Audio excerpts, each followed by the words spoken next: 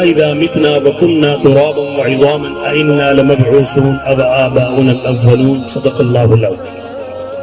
میرے عزیز دوستو، میں نے اللہ کی شان آیتیں وہی پڑھی ہیں جس میں اللہ رب العزت نکاح کا ذکر کر رہے ہیں، لیکن وہ والی آیتیں پڑھی ہیں جو ہمارا نکاح اللہ اوپر کروائیں، جنت میں نکاح۔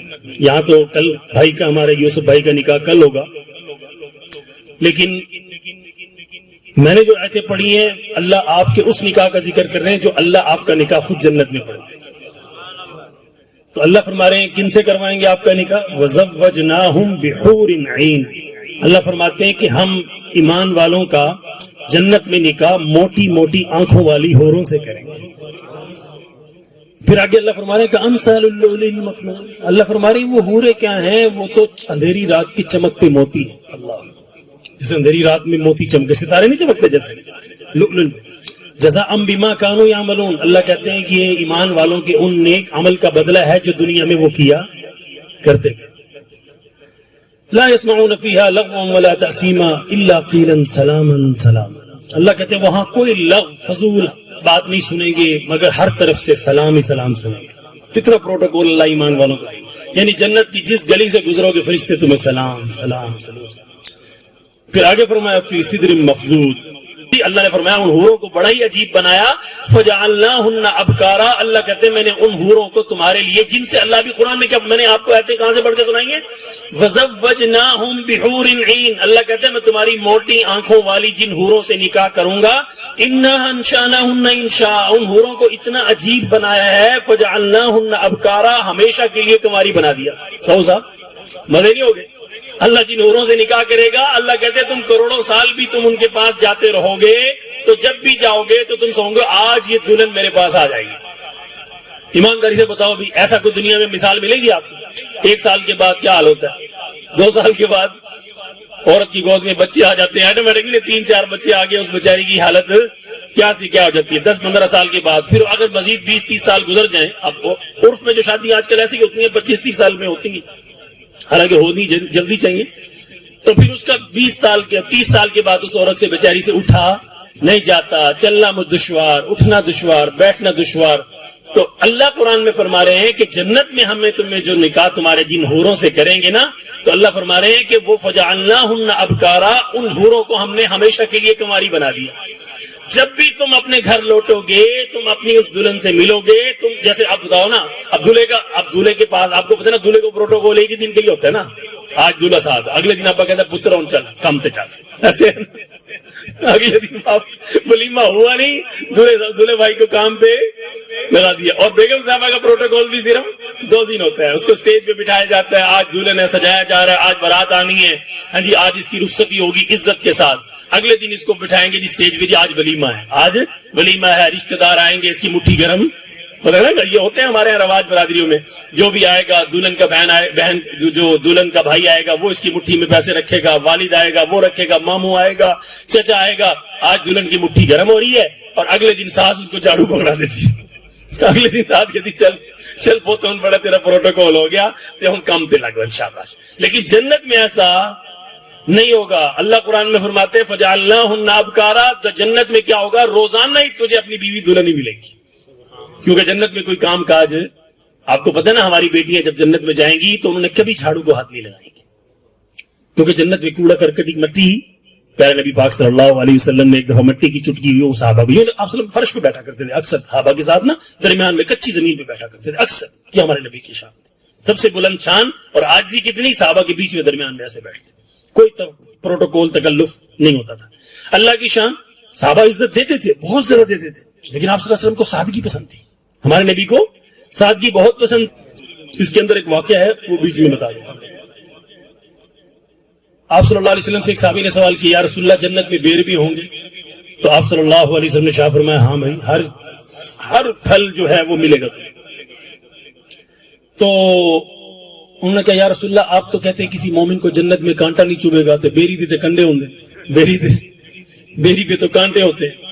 تو ابھی اس نے سوال زمین پر کیا، اللہ نے پلک جھپکنے سے پہلے جبرائیل کو بھیجا، جا کے میرے محبوب کو آپ عرض کر دیں کہ اپنے غلام کو خبر دے دیں فی صدر مخضود، جنت کی بیریاں بغیر کانٹوں کی، مطلع منضود، ایک بیر میں 70 ذائقے، ایک بیر میں 70 ذائقے، وطلح منضود تازہ. اب حالانکہ سوال صرف اس نے بیری کا کیا، کانٹے کا کیا، اللہ نے جواب میں لمبی لسٹ دے کے بھیجا، کیونکہ ایمان والوں کو اللہ کو ایمان والوں سے پیار ہی بہت زیادہ ہے.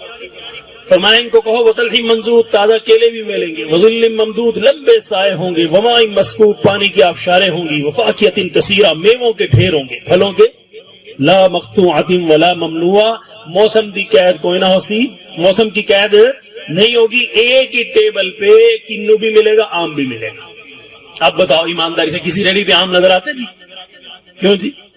نہیں ملے گا آپ کو نا.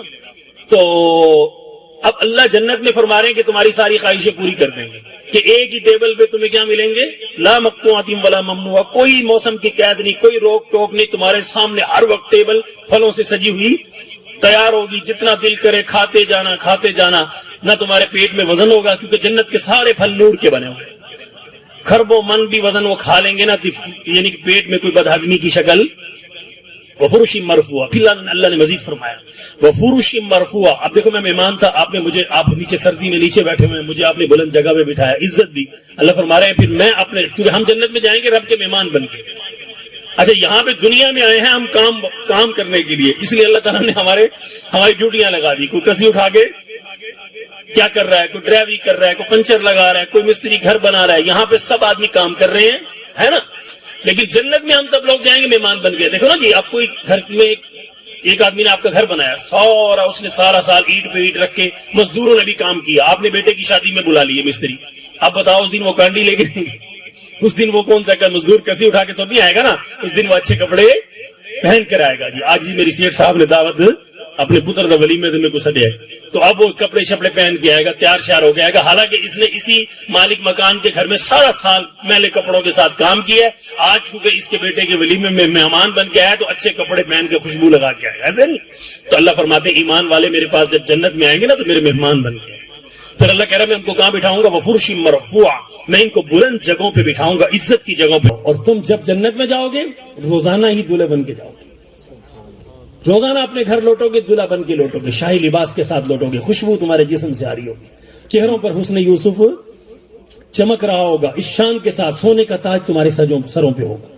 اور یہاں تمہارا ہم میں سے جس کا کیسا بھی کوئی آدمی، کوئی کسی کے چہرے پہ بل پڑ گئے، ماتھے پہ بل پڑ گئے، کوئی کیسا رنگ کا، کوئی کالا، کوئی کیسا، کوئی کیسا، لیکن جنت میں جب آؤ گے اللہ تعالیٰ کیا دے گا؟ سب کو حسن یوسف دے گا. حسن یوسف کتنا آپ کو پتہ نا، آج تک میں نے اور آپ نے، جتنی میری عمر ہوگی ہے جتنی آپ کی عمر ہوگی، آج تک ہم نے ایسا حسین نہیں دیکھا بھی نہیں ہے نا. جتنا بھی آپ نے فلموں میں بڑے سے بڑے ہیرو دیکھے ہوں گے، حسین سے حسین دیکھے ہوں گے، لیکن حسن یوسف جیسا حسن آپ نے کبھی نہیں دیکھا. وہ ایسا حسن تھا، اللہ نے قرآن میں مثال دیا. جب مصر کی لڑکیوں نے نظر ڈالی نا، زلیخا کا جو واقعہ پیش آیا، تو زلیخا کو مصر کی لڑکیوں نے تانا دیا، کہنے لگی تو مصر کی ملکہ تھی، وہ گہرے گھر میں نوکر تھا، تو اپنے نوکر پہ مر گئی پاگل، تو نے اپنی انسلٹ کروا لی، اپنی بے عزتی کروا لی، سارے مصر میں تیرے چرچے ہوتے ہیں کہ زلیخا اپنے نوکر پہ مر گئی. یہ بات ہو رہی تھی. تو سہیلیاں آئیں، پریشان ہو کر آئیں، سنجیدہ تھی، اس کی ہمدرد تھی، دوست تھی، اور اس کو آ کے تانا دیا، زلیخا تو نے یہ کیا کر دیا، تو نوکر پہ مر گئی، تو خود شہزادی، حالانکہ خود بڑی حسین تھی زلیخا، مصر کی ملکہ تھی، ایسے تھوڑی تھی. تو اللہ کی شان. زلیخا نے جب یہ تانے سنے نا بڑا غصہ آیا، کہتی اچھا تم ساری یہیں بیٹھ جاؤ. ان کو بٹھا لیا، کہتے کیا کھا، ان کو نا فروٹ منگوایا، ان کے لیے فروٹ منگوائے، ان کے لیے دسترخوان بچھایا، دسترخوان بچھا کے ہر طرح کے پھل ان کے سامنے رکھ دیے. اس مہمانے کا دستور ہوگا کہ ہر ایک اس کی چھری اس کو دی جاتی تھی کہ اپنی چھری اٹھاؤ اور اپنے اپنے پسند کے پھل کھاؤ، کاٹو اور کھاؤ.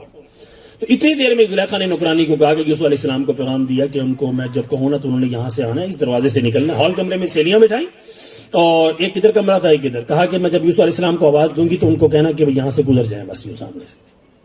تو اور سیلیوں کو کہا میں تمہیں ابھی دکھاتی ہوں، میں پاگل نہیں ہوں کہ میں اپنے نوکر پہ مری ہوں، تم ذرا سا صبر کرو. تو اللہ کی شان، سیلیاں کہتی ٹھیک ہے دکھا، ہمیں تیری سمجھ نہیں آ رہی. لیکن یوسف علیہ السلام کو جب آرڈر انہوں نے، کیونکہ اس وقت وہ گھر میں ان کے ہاں تھے، غلام آئے تھے بطور، اللہ رب العزت نے پھر آگے تخت پہ بھی بٹھایا، وہ آگے بعد میں بتاؤں گا آپ کو. اللہ کی شان، جب یوسف علیہ السلام کو انہوں نے آواز دی نا تو وہ ان کے درمیان میں جب عورتوں کے بیچ سامنے سے گزرے ہیں نا، ان لڑکیوں، مصر کی حسین لڑکیوں کے سامنے سے، تو قرآن نے کیا کہا؟ قرآن نے بیان کیا فَقَطَّعْنَا أَيْدِيَهُنَّ. جب ان مصر کی لڑکیوں کی یوسف علیہ السلام پر نظر پڑی اور ان نظر پڑتے ہی ان کے ہوش ایسے گم ہوئے، پھلوں کی بجائے انگلیاں کٹ گئی. انگلیاں، آج تک میں نے اور آپ نے اتنا حسین دیکھا کوئی کہ آپ کو ہوش ہی نہ رہے، اتنا حسین آپ کے سامنے کوئی آ جائے، آپ انگلیاں کٹوا بیٹھو. آج تک میں نے لائف میں نہیں دیکھا بڑے سے بڑا مائی کا لال ہیرو مجھے کوئی آج سامنے بن کے دکھا.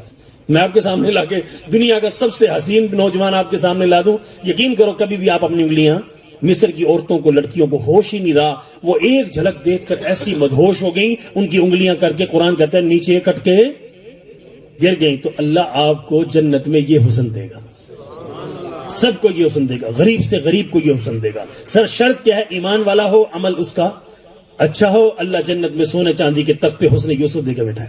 پھر آپ کے پھر اس کے اوپر کیا ہوگا؟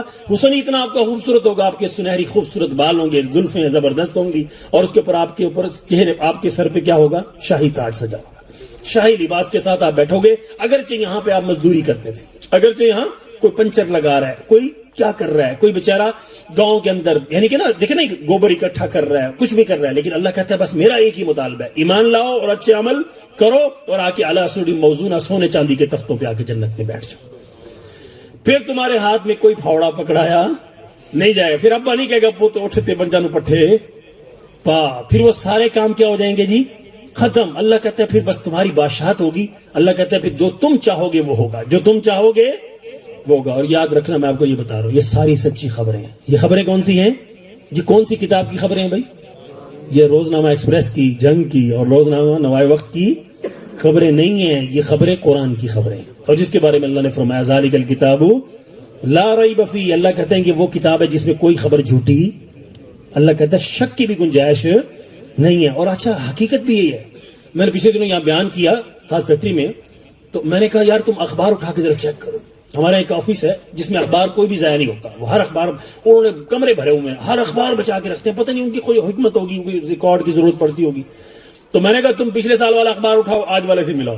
تم کہو گے یار اتنا کوڑ, اتنا جھوٹ ہم سے بولا جا رہا ہے. تم 5 سال والا اٹھاؤ تو تم حیران ہو جاؤ گے. جو لوگ کل کسی اور کو غلط کہتے تھے آج انہی کو صحیح, اور جو کل کسی اور کو صحیح کہہ رہے تھے آج ان کو غلط کہہ رہے ہیں.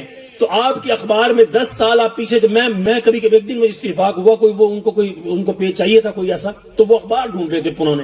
تو میں نے میں ٹیبل پہ وہاں بیٹھا چائے پی رہا تھا, سامنے ٹیبل پہ اخبار لگے تو تازہ رکھا ہوا تھا, تو انہوں نے ویسے ہی میں نے ایک اخبار ایسے کھینچ لیا. میں نے دیکھو تو صحیح, میں نے میچ کیا تو میری ہنسی نکل آئی. میں نے کہا یار اتنا فراڈ ہو رہا ہے ہمارے ساتھ. ہم تو روزانہ اخبار دے کے گھنٹوں خوش ہو رہے تھے نا, ہمیں سپنے دکھائے جا رہے ہیں 75 سال سے. 75 سال تو ہو گئے نا پاکستان بننے کو, کہ اب یوں ہو جائے گا, اب تم جو آنے والی حکومت ہے وہ کہتی ہے ہم تمہیں آسمانوں تک لے جائیں گے, حالانکہ ڈب بھی بند ہے, تھلے نیچے جا رہے ہیں. اوپر جانے کی بجائے کہاں جا رہے ہیں؟